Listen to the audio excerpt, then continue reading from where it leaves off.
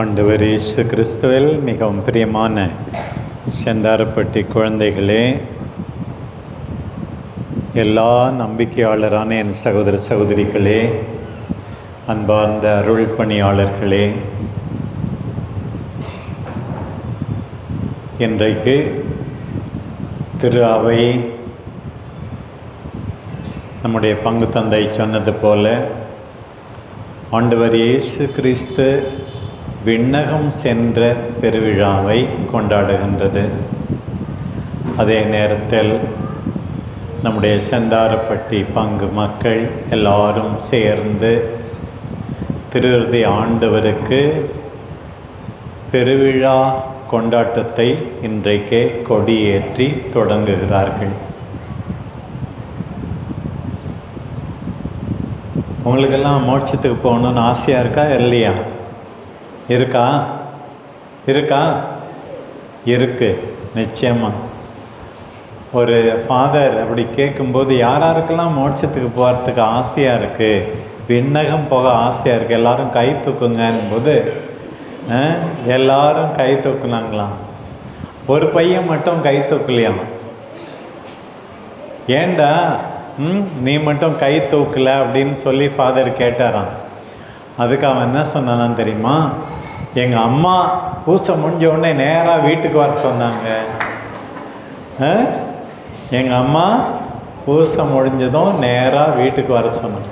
நீ பூசை முடிஞ்சு வீட்டுக்கு போ, ஆனால் கடைசியாக நம்ம எல்லாரும் எங்கே போகணும்? மோட்சத்துக்கு போகும். அது நம்முடைய ஆசையாக இருக்க வேண்டும். அதுதான் ரொம்ப முக்கியம். பவுல் சொன்னார், நமக்கோ வானகமே தாய்நாடு, அங்கிருந்து தான் மீட்பர் வருவார் என காத்திருக்கிறோம். நம்ம மெட்ராஸில் இருந்தாலும் சரி, பாம்பேயில் இருந்தாலும் சரி, அந்த காலத்தில் நான் ரோமில் படித்தேன். அங்கே இருந்தாலும் சரி, எப்படா நம்ம சொந்த ஊருக்கு போவோம்னு தானே ஆசையாக இருக்குது. தாய் நாட்டுக்கு போவோம். அதே போல் நம்ம வீடு மாதிரி வேறு எதுவும் நமக்கு மகிழ்ச்சி அளிக்கக்கூடியது எதுவுமே கிடையாது. நமக்கு வானகமே தாய்நாடு, அங்கே தான் நம்ம போகணும் அப்படின்னு சொல்லணும். ஒரு பஸ்ஸில் போகிறோம், இறங்க வேண்டிய இடம் வந்தவுடனே இறங்க மாட்டேன்னு சொல்லாமா? இறங்கி தானே ஆகணும். நம்ம போய் சேர வேண்டிய இடம் விண்ணகம் என்னும்போது விண்ணகத்துக்கு போக வேண்டும். இன்றைக்கு இந்த திருவிழாவின் கொடியேற்றத்தை தொடங்குகிற உங்களுக்கு எல்லாருக்கும் ஆண்டவர் சொல்வதாக நான் நினைக்கிறேன், மோட்சம் போகிற விதத்தில் நீ ஆண்டவரை பின்பற்ற வேண்டும், அவருடைய வார்த்தையை கேட்க வேண்டும், அவருடைய புனிதமிகு திரு உடலால் திரு இரத்தத்தால் ஊட்டம் பெற வேண்டும், பிறரன்பு வாழ்வு வாழ வேண்டும், தியாகம் செய்ய வேண்டும், யாரையும் துன்புறுத்தாமல் மற்றவர்களுக்காக துன்புற வேண்டும். இப்படி நீ மோட்சத்துக்கு போகும் விதத்திலே உன்னுடைய வாழ்க்கையை அமைத்துக்கொள் என்று ஆண்டவர் சொல்லுவதாக நான் நினைக்கிறேன். மோட்சத்துக்கு போகிறோம் அப்படின்னு சொல்லி இந்த பிள்ளைங்கள்லாம் கை தூக்குனாங்க. நான் எதிர்பார்க்கல, ரொம்ப சந்தோஷமாக இருக்குது. அதுக்கு ஏற்ற மாதிரி நம்ம வாழ வேண்டும். அதுதான் இன்றைக்கு ஆண்டவர் நம்ம எல்லாருக்கும் சொல்வது. இன்றைக்கு பாருங்கள், திருப்பலி ஜெபத்தெல்லாம் திருப்பி அதே தான் சொல்லுது.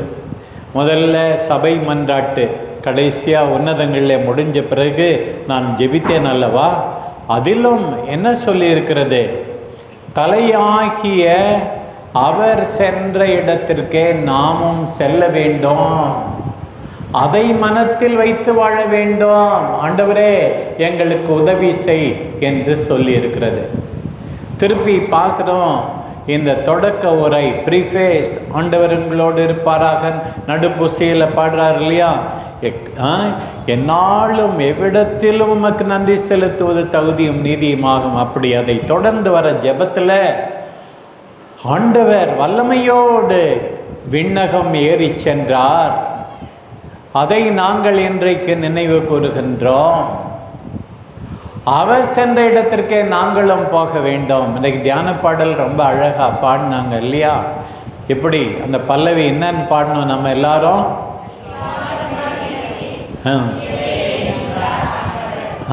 எப்படி ஆண்டவர் வெற்றியோடு மாட்சியோடு வல்லமையோடு ஏறி சென்றார் என்று நாம் பார்த்தோம். அதே போல இந்த கடைசி ஜெபத்திலையும் அப்படித்தான். நன்றி மன்றாட்டு நன்மெல்லாம் முடிஞ்சு குருவானவர் ஒரு ஜெபம் சொல்லி ஆசீர்வாதம் கொடுக்குறாரு இல்லையா? அதுலேயும் பாருங்க, நம்ம எல்லாம் மோட்சத்துக்கு தான் போகணும். மீண்டும் மீண்டும் நினைவுபடுத்துகிறது. பிற சபையை சார்ந்தவர்களும் சொல்லுவாங்க, பரலோகம் போகணும் சாமி, பரலோகம் போகணும் சாமி அப்படின்னு சொல்லி. சில பேர் வாழ்வதை பார்த்தால் பிரியமானவர்களே, இந்த உலகம்தான் எல்லாம் நினைக்கிற மாதிரி இருக்கு. சில பேர் குடிச்சிட்டு ஆடுறது, சில பேர் பொண்டாட்டி பிள்ளைங்களை கொடுமைப்படுத்துறது, அடிக்கிறது, சில பேர் வீண் பெருமையோடு தெரியறது. இவங்கெல்லாம் ஒரு 200 வருஷம் வாழலாம்னு நினைக்கிறாங்களோ அப்படின்னு நினைக்க தோணுது நமக்கு. பாருங்கள், வாழ்வது எப்படி? நம்முடைய கடைசியாக நாம் எல்லாரும் போக வேண்டியது, போக வேண்டிய ஆசைப்படுவது மோட்சம், விண்ணகம், வானகம் என்பதை நாம் மறந்துவிடக்கூடாது. பிரியமான மக்களே, அதுதான் இன்னைக்கு ஆயர் சேலத்திலேருந்து இங்கே வந்திருக்கிறாருன்னா, நம்ம சொல்லுகின்ற ஆண்டவருடைய வார்த்தையை கேட்டு உள்ளம் தொடப்பட்டு சில பேர் இன்னும் கொஞ்சம் நம்பிக்கையில் வளர வேண்டும், பிறரன்பில் வளர வேண்டும், தியாகத்தோடு வாழ வேண்டும். ஒவ்வொருவரும் தங்கள் குடும்பத்தினருக்கு மற்றவர்களுக்கு ஆசீர்வாதமாக இருக்க வேண்டும். இதுதான் என்னுடைய ஆசை. பிரியமானவர்களே, இன்றைய இறைவாக்கின் அடிப்படையில் இன்றைக்கு ஆண்டவர் நமக்கு என்ன சொல்லுகிறார் என்பதை பார்ப்போம். 3 ஆண்டுகளிலும் இந்த முதல் வாசகம் மாறுவதே கிடையாது. நற்செய்தி மட்டும் மாறுகிறது இந்த திருவிழாவுக்கு. முதல் ஆண்டு மத்தேயு நற்செய்தி, இந்த ஆண்டு, அடுத்த ஆண்டு மார்க் நற்செய்தி, அதுக்கு அடுத்த ஆண்டு லூக்கா நற்செய்தி. 2வது வாசகமும் மாறுகிறது. இந்த ஆண்டு எபேசியருக்கு எழுதிய திருமுகம், திருப்பி அடுத்த ஆண்டு இன்றைக்கு முதல் அதிகாரத்திலிருந்து, அடுத்த ஆண்டு 4ஆம் அதிகாரத்திலிருந்து, அதற்கு அடுத்த ஆண்டு எபிரேயருக்கு எழுதிய திருமுகத்திலிருந்து. ஆனால் முதல் வாசகம் மட்டும் மாறுவதே கிடையாது. இந்த முதல் வாசகம் என்ன? இந்த நற்செய்தியாளர்களிலே ஆண்டவர் விண்ணகம் ஏறி சென்றார் என்று குறிப்பிடுவது ஒரே ஒரு நற்செய்தியாளர் மட்டும்தான். யார் சொல்லுங்க பார்க்கும்? கரெக்டாக சொல்கிறவங்களுக்கு ஒரு ப்ரைஸ் கொடுக்கும். 4 நற்செய்தி இருக்கு தெரியுமா? என்ன 4 நற்செய்தி? மார்க்கு. Very good. நம்ம பிள்ளைங்களாம் நல்லா பைபிள் படிச்சிருக்காங்க. இதே எனக்கு ரொம்ப சந்தோஷமாக இருக்குது. 4 நற்செய்தி பேரை சொன்னால் நம்ம ஆயருக்கு அப்படியே உச்சி குளிர்ந்துடுது. ரொம்ப சந்தோஷமாக இருக்குது. ஆனால் ஒரே ஒரு நற்செய்தியில் மட்டும்தான் ஆண்டவர் விண்ணகம் சென்றது குறிப்பிடப்படுகிறது. எல்லாரும் உயிர்ப்பை பற்றி சொல்கிறாங்க. என்ன நற்செய்தி? 4ல் 1. ஏன் முதல்ல வர்றதுனால மத்தேயுன்றாங்க, அப்புறம் மத்தேயு இல்லைன்னொடனே மார்க்குன்றாங்க, அப்புறம் யோவான்னு உடனே 4வதுக்கு போயிட்டாங்க. 3மே கிடையாது, எல்லாம் ஃபெயிலு, எல்லாரும் ஃபெயிலு. அப்படின்னா எந்த நற்செய்தியில் இருக்கு? லூக்கா நற்செய்தியில் தான் இருக்குது. அதுவும் லூக்கா எழுதின இன்னொரு நூல் திருத்தூதர் பணிகள். அந்த காலத்தில் அப்போஸ்தலர் பணி, நடபடி அப்படின்னு சொல்லுவாங்க. இந்த லூக்கா அந்த 24ஆம் அதிகாரத்தில் கடைசியிலும் விண்ணகம் ஏறி போகிறத பற்றி சொல்கிறாரு. அதே போல் அடுத்த நூல் ஆகிய லூக்காவினுடைய 2வது நூல் திருத்தூதர் பணி, அதில் தான் நம்ம இன்னைக்கு வாசித்தோம். 2வது தடவையும் மோட்சத்துக்கு போகிறத பற்றி சொல்கிறார். எல்லாரும் அங்கே கூடி இருந்தாங்களாம். அப்போது ஆண்டவர் அங்கே அவர்கள் முன் விண்ணகம் எழுந்தருளி போகிறார், வல்லமையோடு எழுந்தருளி போகிறார். அப்போது அவர் அவர்களுக்கு என்ன சொல்லுகிறார் என்று வாக்குறுதிக்காக காத்திருங்கள் என்று சொல்லுகிறார். இன்றைக்கு முதல் செய்தி, சில நேரத்தில் நமக்கு பொறுமையே இல்லை, பொறுமை இழந்து விடுகிறோம். நிலத்தில் பயிர் 2 நாளில் அறுவடை இருக்குமா? இருக்காது. சின்ன பிள்ளையாக இருக்கும்போது நான் கூட தெரியாமல் போய் அதுக்குள்ளே கடலை இருக்குதான்னு சொல்லி கடலை செடியை பிடுங்கினா இல்லை ஒன்றுமே இருக்காது. அதுக்கு உரிய நேரம் வர வேண்டும் தானே? அதே போல் நான் அளித்த வாக்குறுதிகள் நிறைவேறும் என்று காத்திருங்கள். பிரியமான பெற்றோரே, உங்கள் பிள்ளைகள் நீங்கள் எதிர்பார்க்கிற நேரத்தில் பலன் தர வேண்டும் என்று எதிர்பார்க்காதீர்கள். வாக்குறுதிக்காக காத்திருங்கள் அப்படின்னு சொல்கிறார். உண்மையானது நம்ம எல்லாருக்கும்.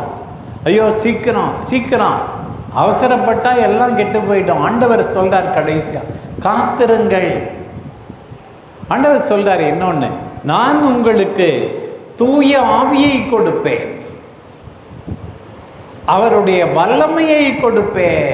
ஆண்டவர் சொல்றார், நான் உங்களுக்கு வல்லமையை கொடுப்பேன். இப்போ நம்ம எல்லாம் பலகீனராக இருக்கும். சீக்கிரம் நோய் வந்துடுது, சீக்கிரம் களைப்பு வந்துடுது. ஆண்டவர் சொல்றார், என்னுடைய தூய ஆவி வழியாக உங்கள் எல்லாருக்கும் வல்லமையை நான் கொடுப்பேன், வல்லமையை நான் கொடுப்பேன். கேட்போம் நம்ம மீண்டும் மீண்டும், ஆண்டவரே எனக்கு சக்தி கொடு ஆண்டவரே, சுமை தாங்க முடியவில்லை ஆண்டவரே, படிக்க முடியவில்லை ஆண்டவரே, மனசில் எதுவும் நினைவில் இருப்பதில்லை ஆண்டவரே, உம்முடைய வல்லமையை தா, உம்முடைய ஆவியை தா, ஞானத்தை தா, தானாள குணத்தை தா. ஆண்டவரை நாம் எல்லாரும் பார்த்து கேட்க வேண்டும். பாருங்கள், அடுத்தது ஆண்டவர் சொல்றார், கலிலேயரே அப்படின்னு கூப்பிடுறார் அவங்கள பார்த்து. இன்னைக்கு செந்தாரப்பட்டி மகனே மகளே என்று கூப்பிடுவதாக நாம் உணர வேண்டும். நம்மை புரிந்து கொள்கிறார். ஒரு பக்கம் ஆண்டவரை தேடி நாம் வர வேண்டும், உண்மைதான். திருவிழா கொண்டாட வேண்டும், உண்மைதான். அந்த கொண்டாட்டம் என்ன செய்ய வேண்டும்? ஆண்டவரால் நாம் அனுப்பப்படுவதற்கான ஒரு வழியாக இருக்க வேண்டும். வானத்தை அண்ணாந்து பார்க்க ஆண்டவர் அழைக்கிறார். எவ்வளோ பேர் ஜெபம் பண்ணுறதே கிடையாது. காலை ஜெபம், இரவு ஜெபம் எதுவுமே கிடையாது. பைபிளை படிக்கிறதே இல்லை. இங்கே சில பேர் பைபிள் வச்சுருக்காங்க, சந்தோஷமாக இருக்குது, ஆறுதலாக இருக்குது. இறை வார்த்தையை வாசிக்க வேண்டும், ஆண்டவரை உற்று பார்க்க வேண்டும், விண்ணகத்தின் மீது கண்களை நாம் திருப்ப வேண்டும். உள்ள நுழையும் போதே அந்த காலத்தில் நம்ம சௌரி சாமியார் இந்த கோயிலை கட்டும்போது பாருங்கள், அழகான சுரூபம். ஆண்டவரை பார்க்கிறோம், அவரை உற்று பார்க்கிறோம். விண்ணகம் இருக்கிறது. அதை பார்த்த உடனே எனக்கு ஞாபகம் வந்தது, விண்ணகம் இருக்கிறது. விண்ணகம் எழுந்து சென்றார் அந்த ஆண்டவர். இன்னொரு பக்கம் அந்த ஆண்டவர் கைகளை விரித்து கொண்டு நிற்கிறார். நானும் எல்லாரையும் அரவணைப்பேன், யாரையும் ஒதுக்கிவிட மாட்டேன். நாம் எல்லாரும் விண்ணகத்தை நோக்கி நம்முடைய பார்வையை திருப்ப வேண்டும். உண்மைதான். சில பேர் ஒரு பக்கம், இன்னொரு எக்ஸ்ட்ரீம், கோயில் கோயில் என்னுவாங்க, வேலையை செய்ய மாட்டாங்க. ஆண்டவர் என்ன சொல்றார்? போ கலிலேயரே, கலிலேயாவுக்கு போங்கள், இங்கே தானே என்னுடைய பணியை ஆரம்பித்தேன். கலிலேயரே, கலிலேயாவுக்கு போங்கள். போ, உன் வீட்டில் இருந்து வேலை செய்து உழைத்து கஷ்டப்பட்டு முன்னேற்று மகிழ்ச்சி அள்ளி. இன்னொரு பக்கம் தரையில் நிற்கணும், வேலையை செய்யணும், சும்மா மிதப்பிலே இருக்கக்கூடாது. ஆண்டவர் இன்றைக்கு சொல்லுகிறார் பாருங்கள், கலிலேயரே போங்கள், உங்கள் நிலைமையை தெரிந்து கொள்ளுங்கள், உங்கள் குடும்பத்தினருக்காக கஷ்டப்படுங்கள். நான் நோயுற்றோரை குணப்படுத்தினேனே, கலிலேயாவுக்கு போங்கள். அதே கலிலேயாவிலிருந்து தான் நான் மேலே எழுகிறேன். நான் அப்பங்களை பலுகச் செய்து எத்தனை பேருக்கு உணவு கொடுத்தேனே, போங்கள். நான் நற்செய்தி அறிவித்தேனே, போங்கள். கோயிலுக்கு வந்திருக்கிறாயே, ஒவ்வொரு முறையும் நீ இப்படித்தானே அனுப்பப்படுகிறாய். Go in peace to love and serve the Lord.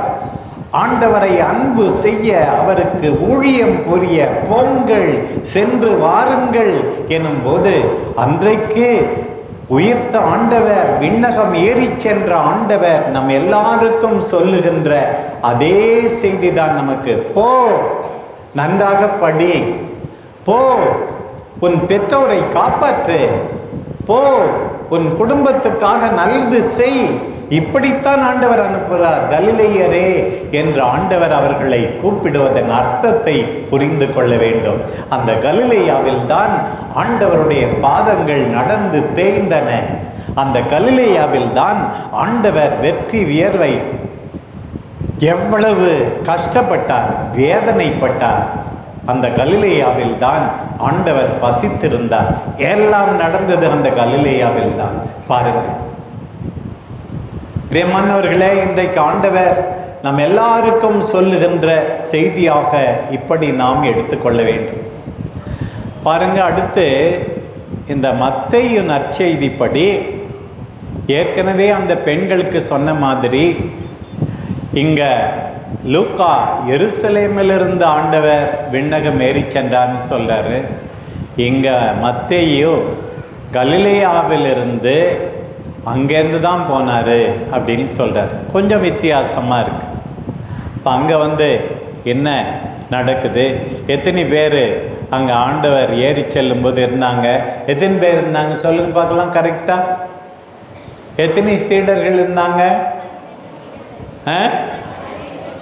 12 சீடர்களாக இருந்தாங்க. வேற யாராவது? 11 பேர். ஏன்னா யூதாஸ் ஏற்கனவே செத்துட்டானே, தற்கொலை பண்ணிக்கிட்டான், 4 கொண்டு செத்தான். இந்த 11 பேர் மட்டும் ரொம்ப யோக்கியங்களா, நல்லவங்களா?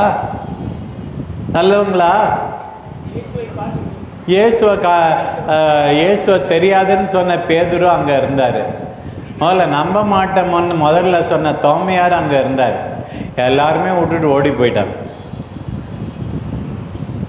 வேற ஒருத்தவங்களா இருந்தா நீங்கள் வேண்டாம்ப்பா, இந்த 11 பேர் போட்டோம், வேறு யாராவது 11 பேர் வரணும் அப்படின்னு தானே சொல்லியிருப்பாங்க.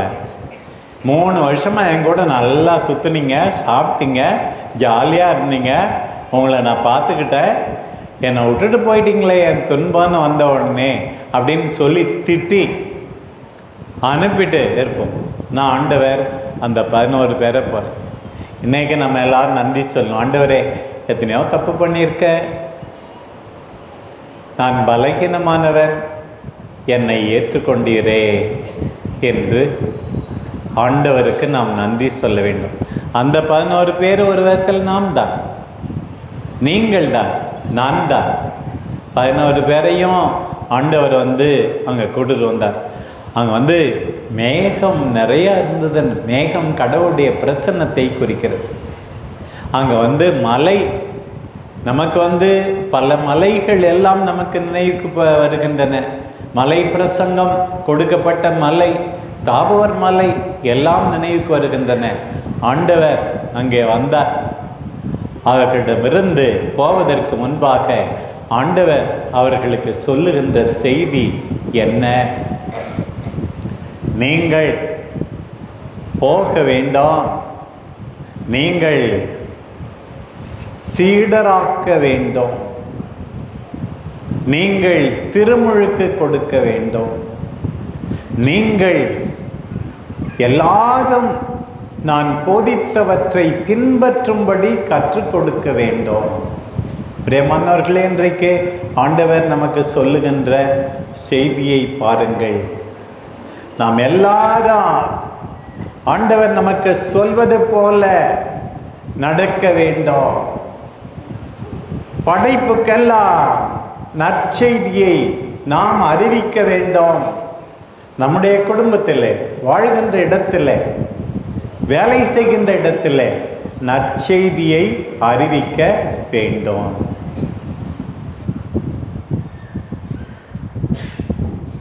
ஆண்டவருடைய இந்த அழைப்பு மறக்கப்படவே கூடாது.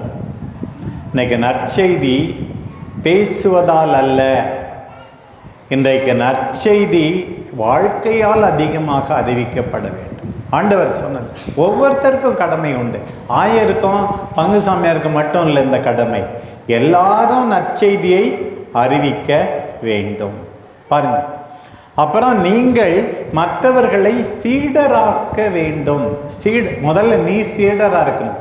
உண்மையான சீடர்னா யாரு? ஆண்டவருடைய வார்த்தையை கேட்டு அதன்படி நடப்பவர் தானே சீடர்.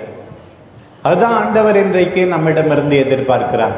நீங்கள் சீடராக இருக்க வேண்டும், சீடராக ஆக்க வேண்டும். இந்த அருமையான பிள்ளைகள் அமைதியாக உட்கார்ந்துருக்காங்க, நான் சொல்கிறதெல்லாம் கேட்குறாங்க. எல்லாருக்கும் சில பேர் நினைப்பாங்க, என் பிள்ளை இன்ஜினியர் ஆகணும், டாக்டர் ஆகணும், கவர்மெண்ட் உத்தியோகம் வேணும், ஏதேதோன்னு நினைப்பாங்க.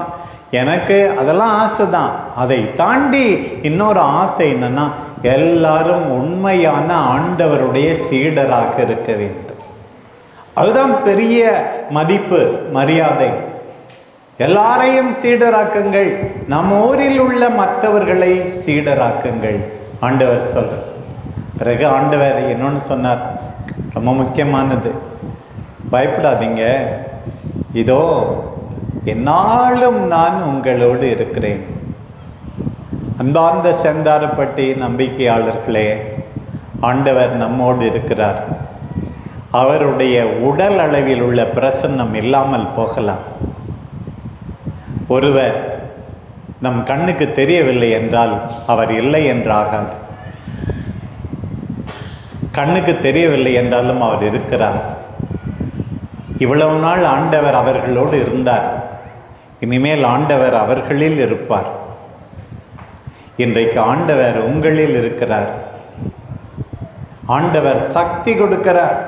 எனக்கு பிடித்த ஒரு முக்கியமான வசனம் பிலிப்பியருக்கு எழுதிய திருமுகம் 4ஆம் அதிகாரம் 13வது வசனம். என்னால் எல்லாவற்றையும் செய்ய முடியும், எனக்கு உறுதியூட்டுகின்ற நம் ஆண்டவர் இயேசுவால் என்று பவுல் சொல்லுகிறார். எல்லாவற்றையும் உங்களால் செய்ய முடியும். நம்பிக்கை இழந்து விடாதீர்கள், பயப்படாதீர்கள். உங்களோடு இருப்பேன் என்று சொன்ன ஆண்டவர் உங்களில் இருக்கிறார். எல்லாவற்றையும் முக்கியமாக இந்த இறை வார்த்தையிலே ஆண்டவர் இருக்கிறார். புனிதமிகு நற்கருணையிலே இருக்கிறார். உங்கள் அன்பான பிள்ளைகளில் ஆண்டவர் இருக்கிறார். அன்பான பெற்றோரில் ஆண்டவர் இருக்கிறார். நல்லது செய்கின்ற அத்தனை பேர் வழியாக ஆண்டவர் இருக்கிறார். என்னாலும் உங்களோடு இருக்கிறேன் என்று சொல்லுகிறார் நம் ஆண்டவர். இந்த நாளில் உண்மையாகவே நாம் எல்லாரும் நம்பிக்கை பெற்று சீடராக வேண்டும். சீடராக வேண்டும் என்றால் திருஹிருதய ஆண்டவரின் திரு உருவத்தை பார்க்கிறோமே, படங்களை பார்க்கிறோமே. அவருடைய ஆதார் கார்டு என்ன? அவருடைய ஆதார் கார்டு அவர் நமக்காக சிந்திய ரத்தம் நிறைந்த அந்த புண்கள் தான் அவருடைய ஆதார் கார்டு. உங்கள் குடும்பத்தினருக்காக எவ்வளவு வேதனையை நீ தாங்கிக் கொண்டு அவருடைய சீடராய் இருக்கிறாய். அவருடைய பேச்சு என்ன? கனிவான பேச்சு, அன்பான பேச்சு, உற்சாகமூட்டும் பேச்சு, கனிவோடு திருத்துகின்ற பேச்சு. அவருடைய பேச்சு நம்முடைய பேச்சாக வேண்டும். அவருடைய காயங்கள் நம்முடைய காயமாக வேண்டும். அவருடைய சிந்தனை, இந்த மக்களை இப்படியே அனுப்பிவிட்டால் வழியில் சோர்ந்து விழுவார்களே, மற்றவர்கள் மீது அக்கறை கொள்ளுகின்ற மனசு, இப்படியே அனுப்பிவிட்டால் சோர்ந்து விழுவார்களே என்று நினைக்கின்ற தாய் உள்ளம் அவருடைய உள்ளம். அவருடைய சிந்தனை நமதாக வேண்டும். அவருடைய பேச்சு நமதாக வேண்டும்.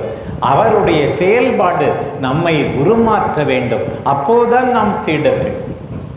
திருஹிருதய ஆண்டவரின் இதயம் நம்முடைய இதயமாக இருக்க வேண்டும். கனிவு, இரக்கம், பாசம் பொங்கி எழ வேண்டும். எப்படி நாம் சீடராக வேண்டும். இதற்காகத்தான் ஆண்டவர் கடைசியாக சொன்னார், போய் நீங்கள் மட்டும் சீடரானால் போதாது, எல்லாரையும் சீடராக்குங்கள், எல்லாரையும் உருமாற்றுங்கள், எல்லாரையும் என்னுடைய மனநிலையை கொண்டிருக்க துணை புரியுங்கள் என்கிறார் ஆண்டவர். நம் அன்பு தாய் அன்னை கன்னிமரியா முதல் சீடர், முழுமையான சீடர்.